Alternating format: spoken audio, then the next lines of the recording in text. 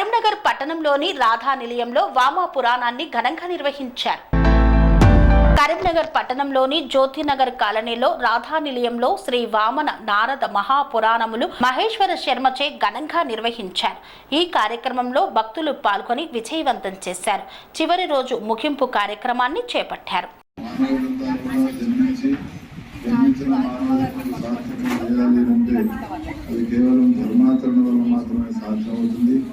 ఆ ధర్మం అనేటువంటిది వేదాల్లో చెప్పబడ్డది.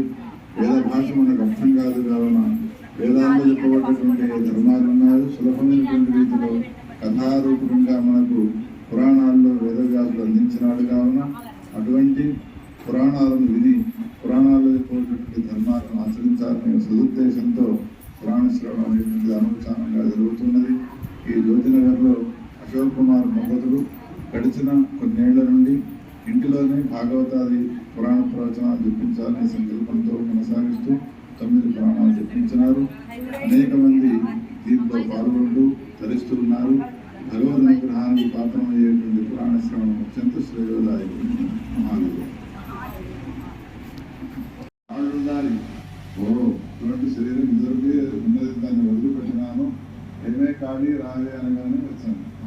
ఇప్పుడు దీంట్లో ఎత్తి యుద్ధం చేయగలుగుతానని ఖాళీతో భీకరమైన యుద్ధం చేసినాడు. ఆ యుద్ధంలో మహిషాసుడు సంహరింపబడ్డాడు.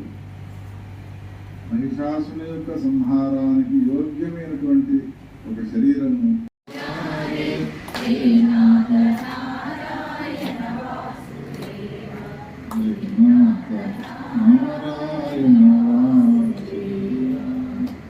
ఆ తర్వాత వసు అనే పేరు గల బ్రాహ్మణులతో భూమికి మధురా నగరానికి సంబంధించిన మహాత్మ్యాన్ని గురించి వివరించినాడు. మధురా నగరంలో కామ్యవనం అనేటువంటి పేరు గల వనం ఉన్నది. అంతేకాదు భద్రవనం అనే పేరు గల వనం ఉన్నది. మహావనం. అంతా భక్తజనులకు, అందరూ భక్తజనులకు నమస్కారం. గురువుగారి ప్రవచనం చాలా వినాలి అనిపిస్తుంటుంది. ఈ పురాణాలు చెప్పించే 18 పురాణాలు చెప్పిస్తా అని అనుకున్నది మా చెల్లె ఉన్న మా మరిది. వాళ్ళ వలన మాకు వినే భాగ్యం కలిగింది. మేము గోదావరికల్లో ఉంటాము. నాకు వీలున్నప్పుడల్లా కూడా ఈ ప్రవచనాలు వినడం కోసం, గురువుగారి ప్రవచనాలు వినడం కోసం ఇక్కడికి వస్తూ ఉంటాము.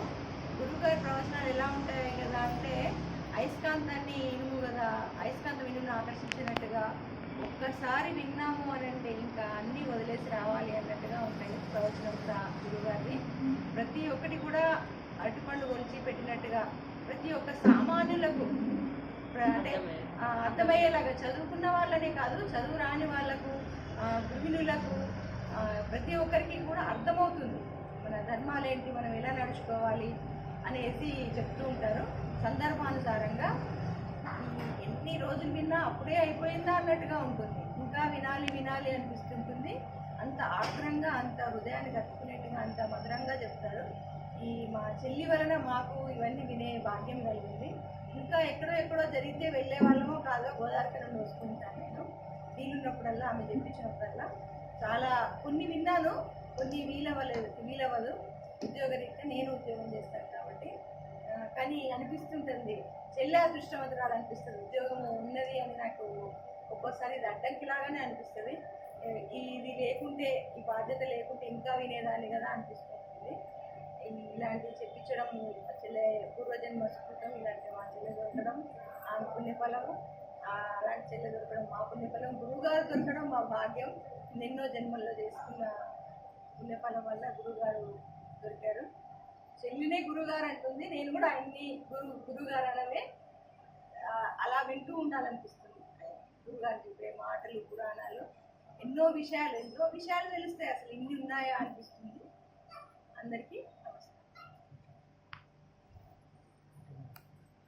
పనేసియా మెరిడియన్ హాస్పిటల్స్ ప్రతి సామాన్యుడికి అందుబాటులో అంతర్జాతీయ వైద్య ప్రమాణాలతో వైద్యం, 24 గంటల అంబులెన్స్ సర్వీసుతో పాటు అత్యవసర సేవలతో ఏర్పాటైన చికిత్సా విభాగం మా దగ్గర గుండె సంబంధిత మూత్రపిండ, కాలేయ, కంటి జబ్బులకు, మోకాళ్ల శస్త్ర చికిత్సతో పాటు కోవిడ్-19, బ్లాక్ ఫంగస్ వంటి వైరస్లకు, అన్ని రకాల ఆరోగ్య సమస్యలకు నమ్మకమైన అత్యాధునిక వైద్య చికిత్సను అందిస్తున్న హాస్పిటల్ పనేసియా మెరిడియన్ హాస్పిటల్స్.